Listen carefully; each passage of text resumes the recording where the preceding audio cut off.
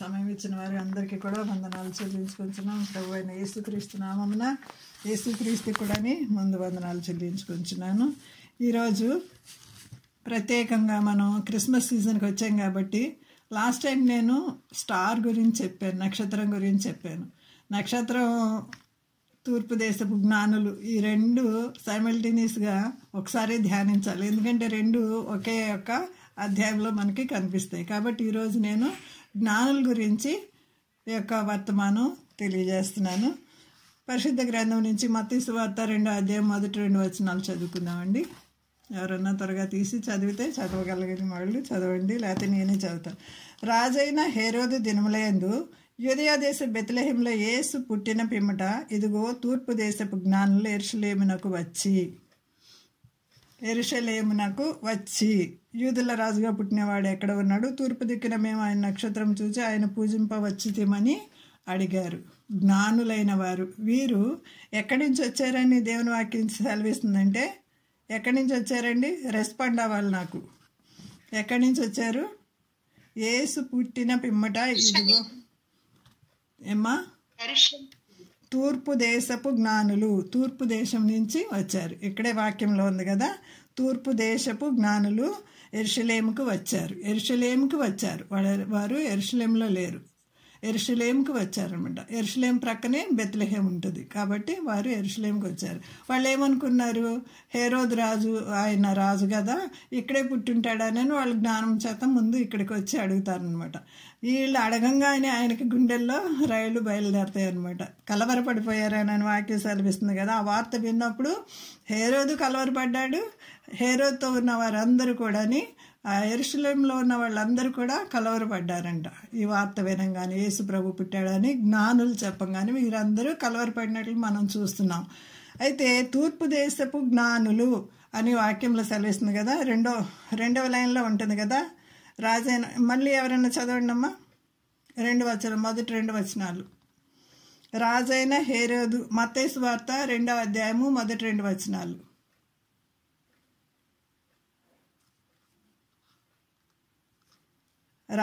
రాజైన హేరోదు దినములయందు యూదా దేశపు బెత్లెహేములో యేసు పుట్టిన పిమ్మట ఇదిగో తూర్పు దేశపు జ్ఞానులు యెరూషలేమునకు వచ్చారు.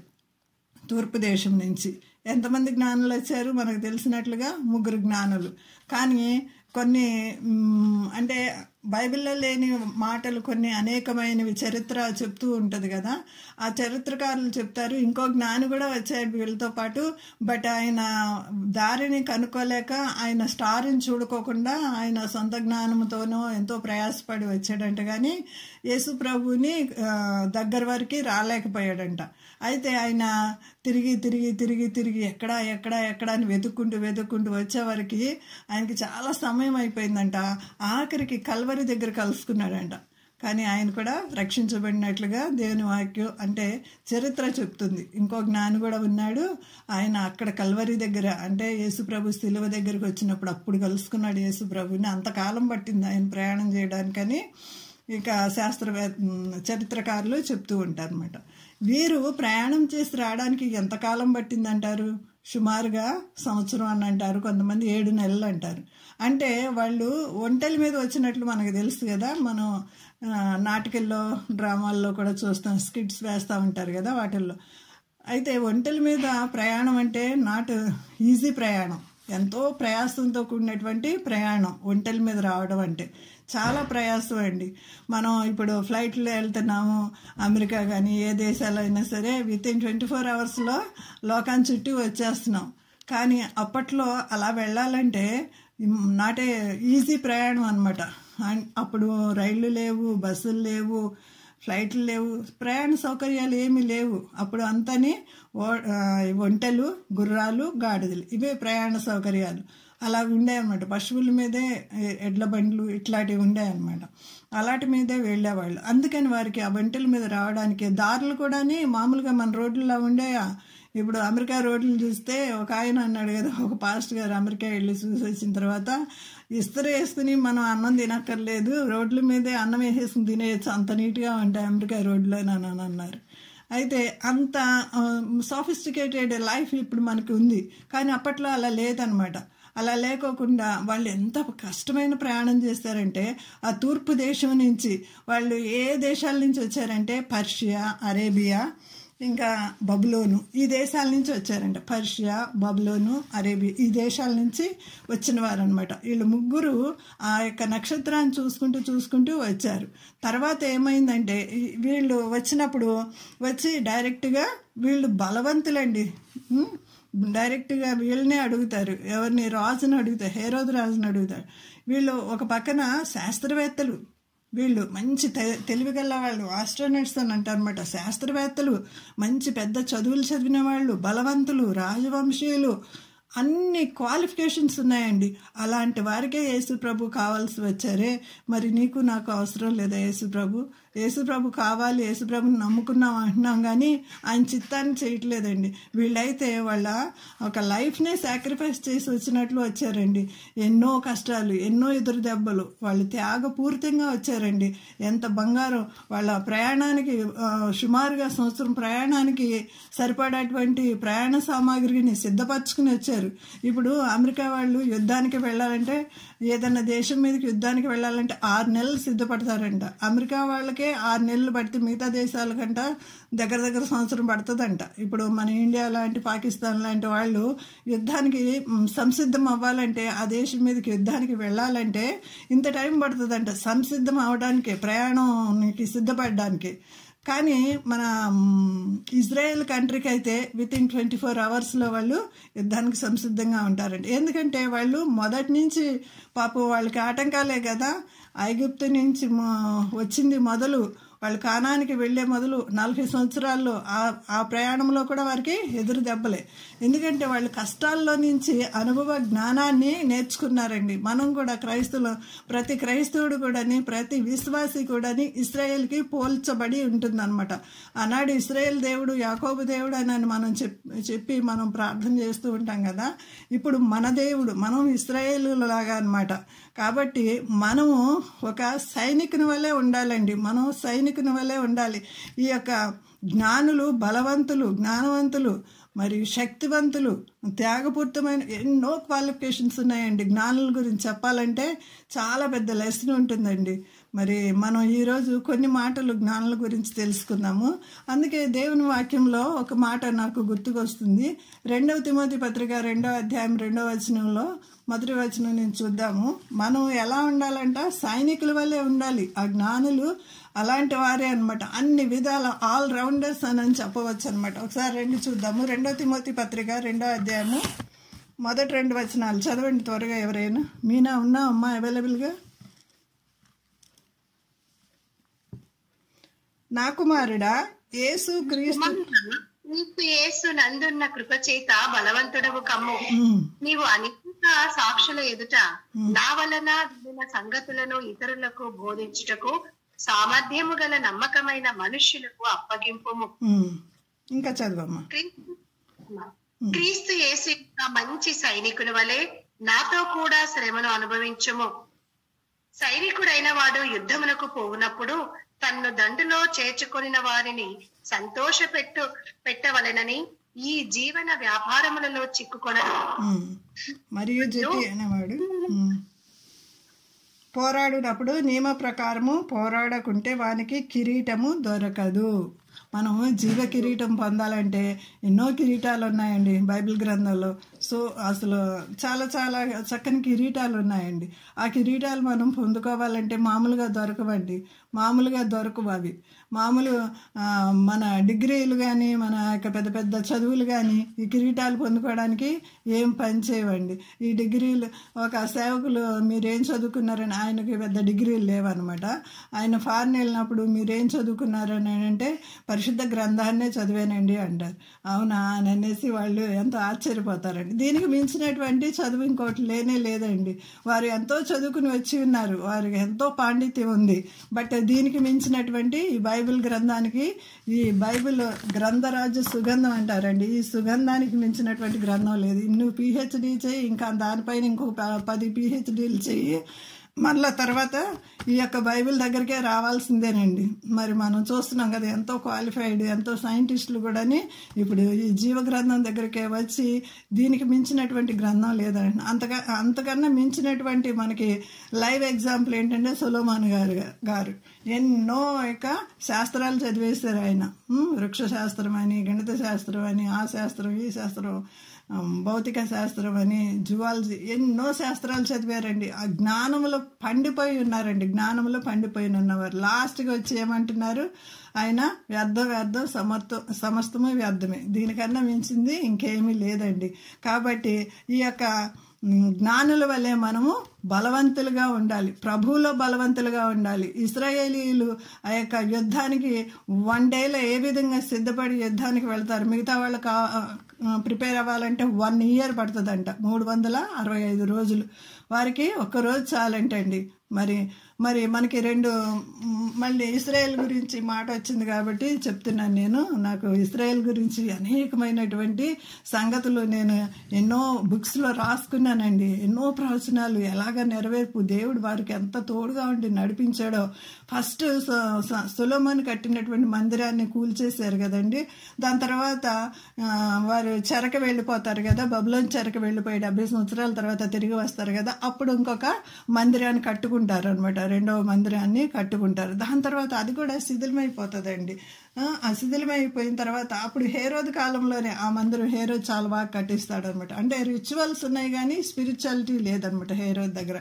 అయితే ఆ మందిరము కూడా కొలాప్స్ అయిపోతుంది కదా. ఇప్పుడు 3వ మందిరం కట్టడానికి ఎంత రెడీగా ఉన్నారంటే ఇజ్రాయలైట్స్, యూదులు అందరూ కూడా ఎంత రెడీగా ఉన్నారంటే ఏ కట్టడమైనా సరే కట్టడానికి కనీసం మన 52 రోజుల్లోనే కల్వరి టెంపుల్ ఎలాగైతే కట్టారో అంత ఫేమస్ అయ్యిందో అట్టి విధంగా వాళ్ళు వితిన్ డేస్లో కట్టడానికి 24 అవర్స్లో మందిరం కట్టడానికి అన్ని సమకూర్చుకున్నారంటండి. 3వ మందిరం ఎప్పుడైతే కట్టబడుతుందో ఆయన రాకడ వచ్చేస్తుందండి. అది మాత్రం గుర్తు పెట్టుకోవాలి. ఎన్నో ఉన్నాయండి మనకి. ఇంకా రెవల్యూషన్ చెప్తానంటున్నారు మన పాస్టర్ గారు. ఇలాంటివి ఎన్నో ఆశ్చర్యకరమైన సంగతులు మీరు అప్పుడు గ్రహిస్తారండి. ఎన్నో ఆశ్చర్యకరమైన మన యొక్క తలంపులకి అందవండి. ఈ గ్రంథం ఎంత చదివినా, ఒకవేళ డిగ్రీ చదివితే 3 ఏళ్ళు అయిపోద్దేమో, ఇంజనీరింగ్ చదివితే 4 ఏళ్ళు అయిపోద్దేమో, డాక్టర్ చదివితే 5 ఏళ్ళు అయిపోతుందేమో, పిహెచ్డీ చేస్తే 8 ఏళ్ళు పట్టొచ్చేమో, కానీ నీకు ఈ యొక్క జీవ గ్రంథాన్ని కంప్లీట్ చేయడానికి మీ జీవితం చాలదండి. అలాంటి పరిశుద్ధ గ్రంథాన్ని దేవుడు మనకి ఉచితంగా చేతుల్లోకి ఇచ్చాడు. నా పాతకాలంలో ఈ యొక్క గ్రంథాన్ని చదవాలంటే ఇదివరకు అసలు అందుబాటులో ఉండేది కాదు. ఒక ప్రతిని చదువుకోవాలంటే ఒక ఆయనకంట యూదులు అనమాట, ఆయన రష్యా దేశంలో ఉండవలసి వచ్చింది. అయితే ఆ ప్రతి ఒక్కటి కీర్తన గ్రంథం ఒక్కటి దొరికిందంట ఆయనకి. అయితే ఆ గ్రంథాన్ని ఇచ్చేసి దాన్ని నీ దగ్గర ఉండకూడదు, నువ్వు దేవుని పూజించకూడదు, ప్రార్థించకూడదు అని ఆయన్ని కొట్టి జైల్లో పెడితే నాకు దొరికిన ఈ గ్రంథాన్ని నేను వదిలిపెట్టను. ఆయనకు దొరికింది ఒట్టి కీర్తనల గ్రంథమే, 150 అధ్యాయాలు ఉన్న కీర్తన గ్రంథం ఒక్కటి మాత్రమే దొరికింది. అయితే దాన్ని కూడా వదిలిపెట్టుకోకుండా ఆయన జైలుకి వెళ్ళవలసి వచ్చిందండి. అలాంటి పాఠాలు ఎన్నో ఉన్నాయండి. దేవుడు మనకి ఈ యొక్క గ్రంథం మన చేతుల్లోకి మనకు అనువైనటువంటి భాషలో మనం అర్థం చేసుకునే భాషలోకి రావడానికి రక్తాలు దారులుగా దారబోసారండి. వారిని చర్మం ఒలిచి ఆ యొక్క ట్రీ కట్టేసి కింద నుంచి తారు పూసి అగ్ని అంటించేసారండి. అలాంటి శ్రమలు పడ్డారండి పూర్వీకులు, మిషనరీస్ అలాంటి శ్రమలు పడ్డారండి. నీకు నాకు అంత శ్రమ లేదండి. అందుకే వాక్యం చదవండి. నేను ఎప్పుడు వాక్యం చెప్పినా సరే ఇదే ఒక పాయింట్ చెప్తూ ఉంటాను. వాక్యం చదవండి, వాక్యం దగ్గరకు రండి. వాక్య వెలుగు మనకు కావాలి, ఈ లోక జ్ఞానం కాదు, వాక్య జ్ఞానం కావాలి అని నేను ఎప్పుడు చెప్తూ ఉంటాను. ఈ జ్ఞానులైన వారు ఎంతో తెలివిగల గ్రంథాలని పరిశోధించి వాళ్ళు తెలుసుకున్నది ఏంటంటే ఆ రాజు పుడితే నక్షత్రం పుడుతుంది అని తెలుసుకుని వచ్చినటువంటి వారు ఈ జ్ఞానులు అనమాట. ఆ జ్ఞానులు ఆ తూర్పు దేశంలో జ్ఞానం ఎక్కువగా ఉంటుంది అని దేవుని వాక్యం కూడా సెలవిస్తుంది. ఒకసారి 72వ కీర్తన చదువుదానండి. 72వ కీర్తన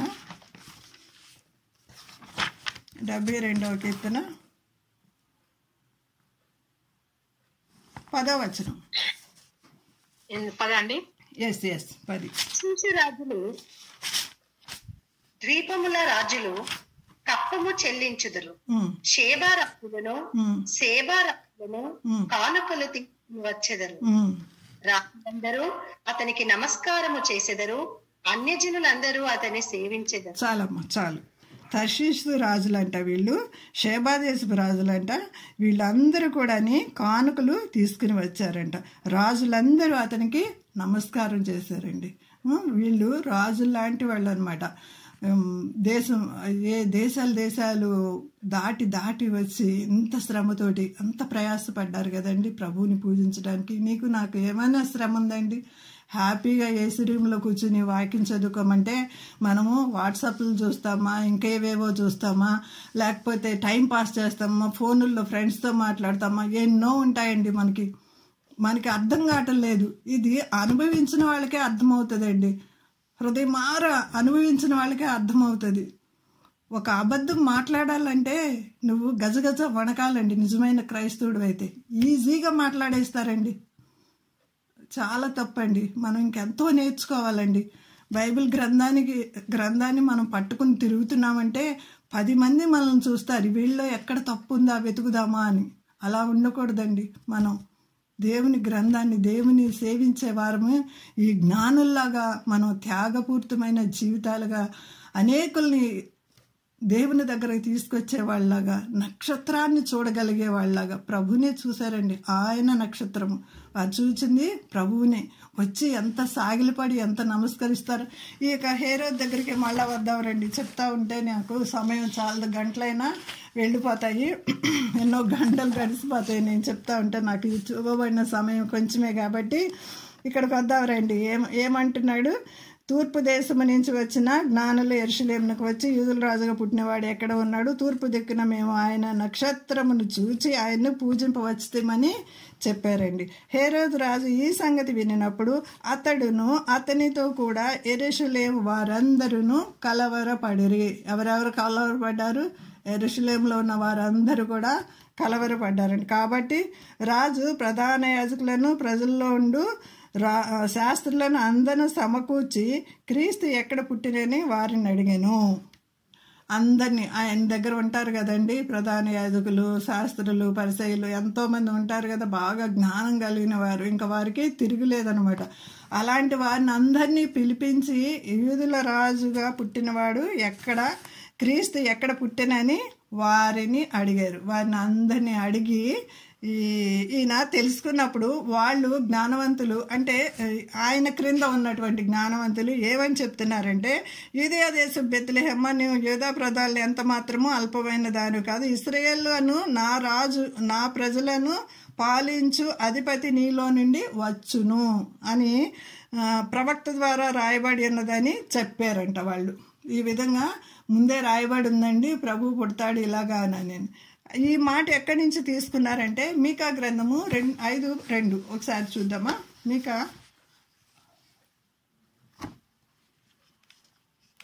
5:2 చదవండి అమ్మా, ఎవరైనా తీసినట్లయితే. అమ్మా మీకా గ్రంథమా? ఎస్, 5:2.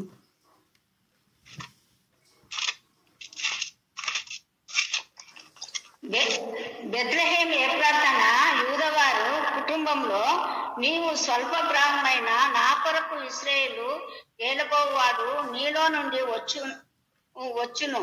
పురాతన కాలము మొదలుకొని శాస్త్ర కాలము ఆయన ప్రత్యక్షం ఆగుచుండెను. చాలమ్మా చాలు. వాళ్ళు వాక్యాన్ని పరిశోధించి చెప్పిన సంగతులు ఏంటంటే, ఆయన కింద ఉన్నటువంటి హేరోదు రాజు కింద ఉన్నటువంటి అఫీషియల్స్ చెప్పినటువంటి సంగతులు ఏంటంటే, యూదా దేశ బెత్లెహేమ, నువ్వు ఎంత మాత్రము అల్పమైన దానివి కావు. ఇశ్రాయేలును నా ప్రజలను పరిపాలించే అధిపతి నీలో నుండి వచ్చునని ప్రవక్త ద్వారా రాయబడిందని చెప్పారు. చెప్పినప్పుడు అసలు రాజుకి ఈయనకే తెలియాలండి. అసలు రాజు హేరోదులు 7 ఉంటారు. ఈ హేరోదుల్లో ఇప్పుడున్న హేరోదు అంటే యేసు ప్రభు కాలంలో ఉన్నటువంటి హేరోదు మహా గొప్ప హేరోదు అని ఆయనకి పేరు అనమాట.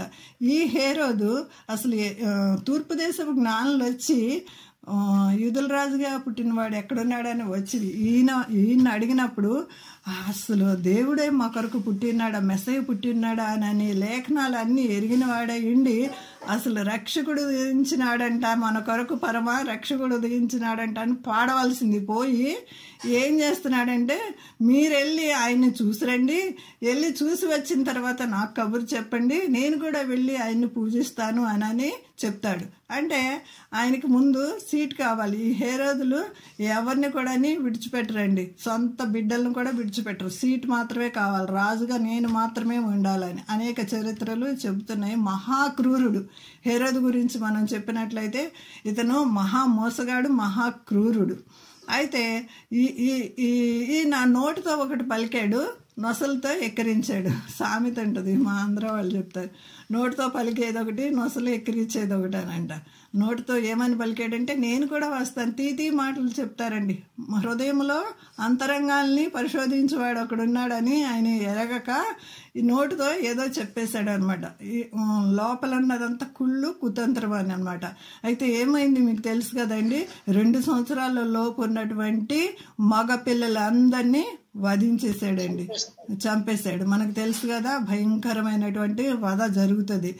జ్ఞానులు వెళ్ళి మీరు వచ్చి నాకొచ్చి మళ్ళా నాకు ఈ సమాచారం చెప్పండి అని చెప్తాడు కదా.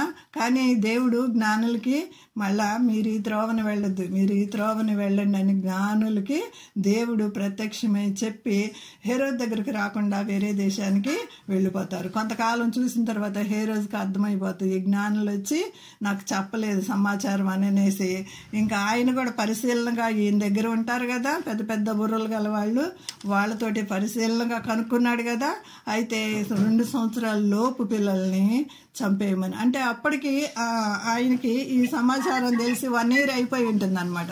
1 year అయిపోయినది కాబట్టి 2 సంవత్సరాల లోపున్న పిల్లల్ని, మగ పిల్లలందరినీ చంపేయమనేసి ఆర్డర్ ఇచ్చేస్తాడండి. ఎంత ప్రమాదకరమైంది తెలుసా అండి. అందుకనే మోసపోకుడి దేవుడు వెక్కిరించబడడు అని దేవుని వాక్యం సెలవిస్తుంది, మనకు తెలుసు కదా. ఒకసారి చూద్దాం రండి.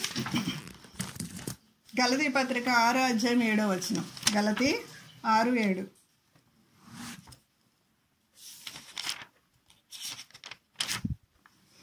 మోసపోకుడి దేవుడు వెక్కిరింపబడు, మనుషుడు ఏమి విత్తునో ఆ పంటనే కోయును. మనం అనుకుంటాం కదా, నన్ను ఎవరు చూడట్లేదులే, నేను చేసే అబద్ధాలు, మాట్లాడే అబద్ధాలు, చేసే మోసాలు ఎవ్వరు చూడట్లేదులే అని అనుకుంటారండి మనుషులు. కానీ పరలోకం నుంచి ఆయన కన్నులు భూమి మీదకి తొంగి చూస్తున్నాయంట.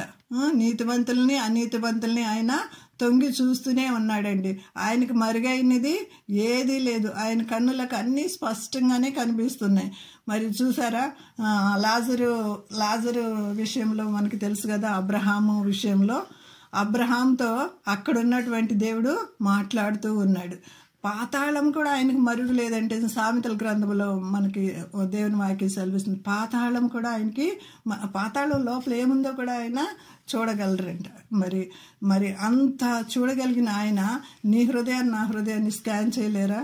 ఈలోక చిన్న చిన్న ఎక్విప్మెంట్స్, సైన్స్కి సంబంధించినవన్నీ ఎంఆర్ఐ తీస్తుంటే మన లోపల ఎక్కడ ఏ బోల్ లోపల ఏముందో కూడా తెలిసిపోతుంది కదండి. దాని ద్వారా క్యాన్సర్ ఉందా, ఇంకొక జబ్బు ఉందా, లోపల ఎక్కడెక్కడో ఉన్న కణాలని వాళ్ళు కనిపెట్టగలుగుతున్నారంటే వాటి అన్నిటినీ సృష్టించిన సృష్టికర్తకి ఇంకెంత జ్ఞానం ఉండాలండి. మనం ఎవరిని దాచకపోయినా ప్రభుని మాత్రం కన్నులకు మనం దాగి ఉండలేమండి. అన్నీ చూస్తున్నారు. అట్టి భయం కలిగి ప్రతినిత్యం జీవించినట్లయితే నువ్వు ఒక పవర్ఫుల్ క్రైస్తవుడిగా ఉండగలుగుతావండి. నిన్ను చూసి స్టార్ వల్లే ఉంటావు నువ్వు అనేసి నిన్ను చూసి అనేకులు, దేవుని వాక్యం సెలవిస్తుందంటే రాజులు నీ ఉదయకాంతికి వచ్చేది. యెషయా గ్రంథంలో ఉంది కదా, రాజులు నీ ఉదయకాంతికి వస్తారు అన్నట్లుగా మనము రాజులైన యాజక సమూహంగా దేవుడు మనల్ని చేశాడు కదండి. పేతురు మొదటి పత్రిక పేతురు 2వ అధ్యాయము, చీకటిలోంచి ఆశ్చర్యకరమైన వెలుగులోనికి మనల్ని తీసుకుని వచ్చిన గుణాతిశయములు ప్రచురణ చేయడానికి వచ్చాడు కదండి. మనల్ని దేవుడు ఆ విధంగా తీసుకుని వచ్చాడండి.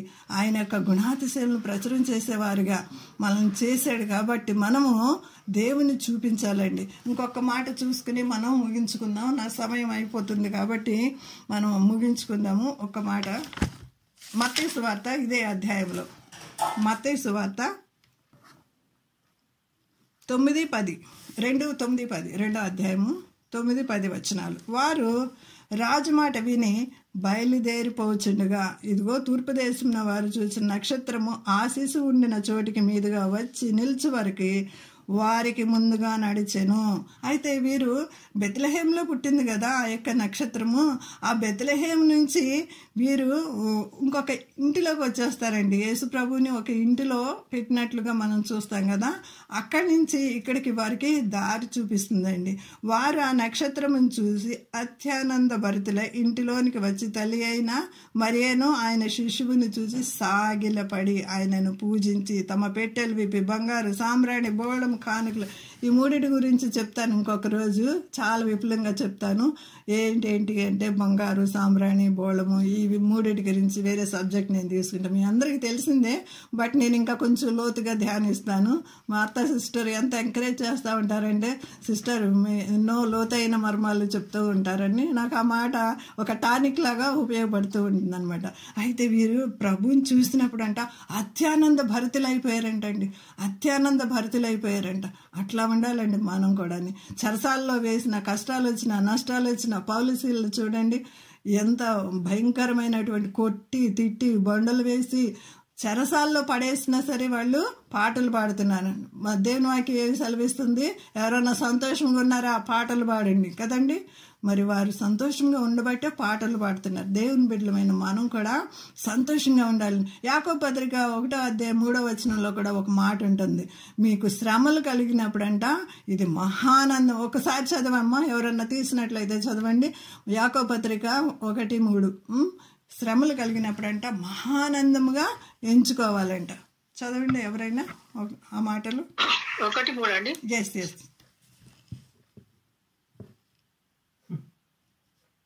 ఒకటో అధ్యాయం 3వ వచనంలో మీరు సంపూర్ణులను అనునాగులను ఏ విషయంలోనైనాను కొదవలేని వారై ఉండునట్లు ఓర్పు తన క్రియలను కొనసాగింపనీయుడి. మీలో ఎవరికైనాను జ్ఞానము కొదవగా ఉన్న ఎడల అతడు దేవుని అడగవలను, అప్పుడు అది అతనికి అనుగ్రహింపబడును. కాదండి, ఆయన ఎవరిని గద్దింపక అతనికి ధారాళముగా దయచేయ. ఇంకా పై నుంచి 2వ వచనం చదువుతున్నాను. నా సహోదరులారా మీ విశ్వాసమునకు కలుగు నిరీక్షణ ఓర్పును పుట్టించునని ఎరిగి మీరు నానా విధములైన శోధనలలో పడినప్పుడు అది మహానందమని ఎంచుకొనుడి. చాలు ఇదే నాకు కావలసిన వాక్యము. నానా విధమైన శోధనలో పడినప్పుడంట మనం మహానందం అని ఎంచుకోవాలంట. పౌలుసీలు అయితే ఎట్టి విధంగా ఎంచుకున్నారో అట్టి విధంగా వీరు ప్రభువుని చూసినప్పుడు అత్యానంద భరితులైపోయారండి. దేవుని బిడ్డలమైన మనం కూడా ఎప్పుడుని అట్టి అత్యానంద భరితులుగా ఉండాలండి. మరి ప్రభువుని అనేకులకి చూపించేవారుగా ప్రభు దగ్గరికి మనం వారిని నడిపించేవారుగా ఉండాలండి. నన్ను ఢిల్లీలోగా బాంబే కలకత్తా ఇలాంటి ప్రదేశాల్లో పెద్ద పెద్ద వారి మధ్య నన్ను దేవుడు ఉంచడానికి వారికి వాక్యం చెప్పడానికి కొన్నిసార్లు భయపడేదాన్ని. నాపై పెద్దవాళ్ళకి వాక్యం చెప్పాలంటే భయపడేదాన్ని.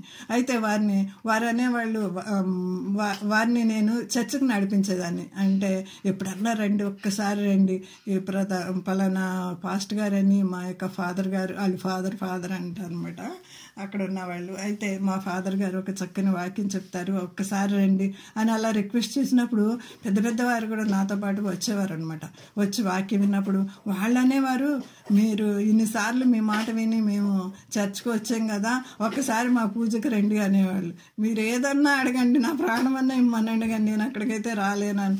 అదేంటి మీరేమో మీ దేవుడి దగ్గరికి రమ్మంటేనే మేము రావాలి, మా దేవుడి దగ్గరికి రమ్మంటేనేమో మీరు ఇలా చేస్తారు అడిగేవారండి. ఎన్నో క్వశ్చన్స్ అడిగేవారు. వాటన్నిటికీ హేతువడుగు ప్రతి వానికి సాత్వికంతో సమాధానం చెప్పడానికి దేవుడు సమయోచితమైన జ్ఞానాన్ని దేవుడు అప్పటికప్పుడు నాకు అందించేవారండి. అట్టి విధంగా ప్రభుని అనేకుల్ని ప్రభు దగ్గరికి మనం నడిపించేవారుగా జ్ఞానుల్లాగా మనం ఉండాలండి.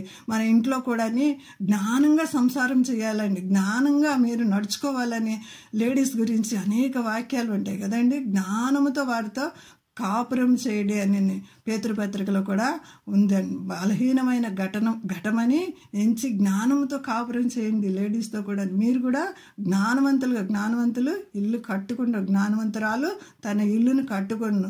క్రీస్తు అనే బండ మీద మనం పిల్లల్ని పెంచాలండి.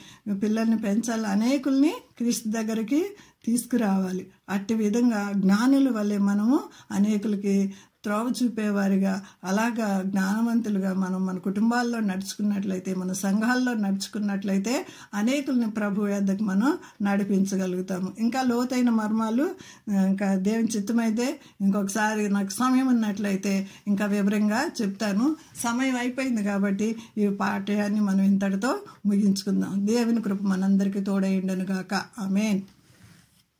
ఆమేన్. థ్యాంక్ యూ అండి. ప్రేరణ సిస్టర్ పద్మ సిస్టర్ ప్రేరణండి.